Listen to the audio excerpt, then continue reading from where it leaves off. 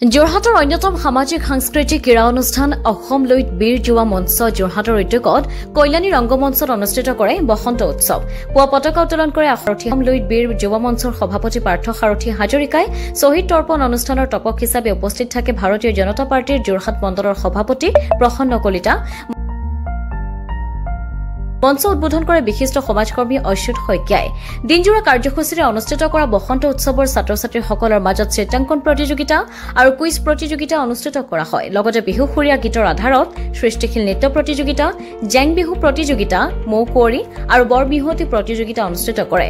সন্ধিয়ালৈ অনুষ্ঠিত কৰা 12ৰহণীয়া সাংস্কৃতিক সন্ধিয়াৰ অনুষ্ঠানৰ বন্তি প্ৰজ্বলন কৰে অসম লুইত বীৰ যুৱ মঞ্চৰ সহকাৰী সম্পাদক সমৰ বাৰিকে আৰু সাংস্কৃতিক অনুষ্ঠান উদ্বোধন কৰে বিশিষ্ট অভিনেতা তথা পৰিচালক যাদৱ পাছনিয়ে। সাংস্কৃতিক অনুষ্ঠানৰ গীত পৰিৱেশন কৰে জনপ্ৰিয় কণ্ঠশিল্পী ৰূপম বৰাই।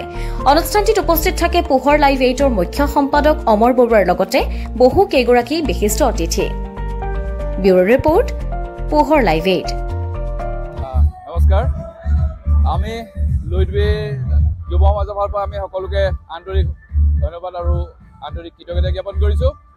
আমাৰ লুইত বীৰ যুৱ সমাজৰ আমাৰ যিটো লক্ষ্য, আমাৰ লক্ষ্যটো হৈছে এই উঠি অহা প্ৰজন্ম যিটো নিচা আসক্ত হৈ পেলাই দেশ বিদেশ হেৰুৱাই পেলাইছে, গোটেই সংস্কাৰ সংস্কৃতি চব হেৰুৱাই পেলাইছে, তাহাঁতক যাতে আমি একগোট কৰি পেলাই যাতে আমি এটা সুস্থ পৰিৱেশ গঢ় দিব পাৰোঁ আৰু সকলো যুৱ প্ৰজন্ম উঠি অহা ল'ৰা ছোৱালীখিনিক যাতে আমি এটা সুপথে পৰিচালনা কৰিব পাৰোঁ, আমাৰ সেইটো এটা উদ্দেশ্য। আৰু সেই উদ্দেশ্য হাতত লৈ আমি যোৱা বছৰ 2022 চনত আমি লুইত বীৰ বডি বিল্ডিং এখন পাইছোঁ।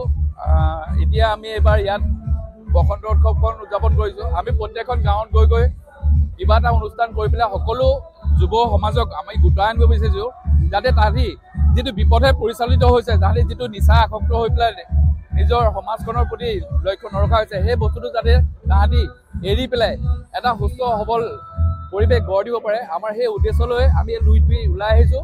আৰু আশা কৰোঁ অনাগত দিনত আপোনালোকৰ সকলোৰে সহায় সহযোগিতা যদি আমি লগ পাওঁ, আমি আমাৰ অসমখনক, আমাৰ লুইত পৰীয়া বীৰসকলক আমি বীৰ স্বৰূপে আপোনালোকৰ মাজত প্ৰতিষ্ঠা কৰিব পাৰিম বুলি আশা কৰিছোঁ। সকলো আপোনাৰ পোহৰ লাইভ 8ৰ জৰিয়তে যোৰহাটবাসী ৰাইজক আন্তৰিক ধন্যবাদ আৰু কৃতজ্ঞতা জ্ঞাপন কৰিছোঁ। আমাৰ অসম লুইত বীৰ যুৱ মঞ্চৰ তৰফৰ পৰা পলমকৈ হ'লেও বসন্ত উৎসৱভাগী আমাৰ ঐতিহ্যমণ্ডিত কল্যাণী ৰংগমঞ্চত আমি আজি উদযাপন কৰিবলৈ পাই সকলোৱে সঁচাকৈ ধন্য মানিছোঁ। আমাৰ ইয়াত সঁচাকৈ ধন্যবাদ দিব লাগিব আমাৰ ইয়াৰ যিসকল স্থানীয় ৰাইজ আছে, তেওঁলোকে ওতঃপ্ৰোতভাৱে আমাৰ লগত জড়িত হৈ এই উদযাপন আমি বসন্ত উৎসৱভাগী সাফল্য কৰাত তেওঁলোকৰ যথেষ্টখিনি অৰিহণা আছে। আজি আমাৰ দিনজোৰা কাৰ্যসূচী হিচাপে আমাৰ দিনৰ পৰা আমাৰ চিত্ৰাংকন প্ৰতিযোগিতা, কুইজ প্ৰতিযোগিতাকে আদি কৰি সৃষ্টিশীল নৃত্য আৰু এতিয়া আমাৰ বিহুসুৰীয়া গীতৰ আধাৰত সৃষ্টিশীল নৃত্য প্ৰতিযোগিতা চলি আছে। ইয়াৰ পিছতে মৌ কুঁৱৰী আৰু বৰ বিহুৱতী সকলোখিনি প্ৰতিযোগিতাই আমি ইয়াত ৰাখিছোঁ। জেং বিহু প্ৰতিযোগিতাও আছে। ৰাতিলৈ নৈশ আমাৰ সাংস্কৃতিক সন্ধিয়া আছে। মুখ্য আকৰ্ষণ আমাৰ শিৱসাগৰ জনপ্ৰিয় কণ্ঠশিল্পী ৰূপম বৰা ডাঙৰীয়া ইতিমধ্যে আমাৰ মাজত আহি উপস্থিত হৈছে। তেখেতৰ গীতৰ শৰাই আমাৰ ৰাতিলৈ আছে। আৰু সকলো যোৰহাটবাসী ৰাইজক আমাৰ এই অনুষ্ঠানভাগী সাফল্যমণ্ডিত কৰাত আমি আকৌ এবাৰ আমি ধন্যবাদ জ্ঞাপন কৰিছোঁ। ধন্যবাদ।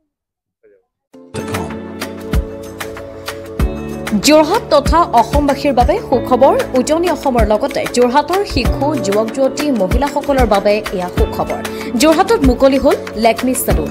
যোৰহাটৰ গড় আলিৰ এপল' টাৱাৰৰ প্ৰথম মহলাত মুকলি ভাৰতবৰ্ষৰ অন্যতম জনপ্ৰিয় চেলুন লেকমি চেলুন।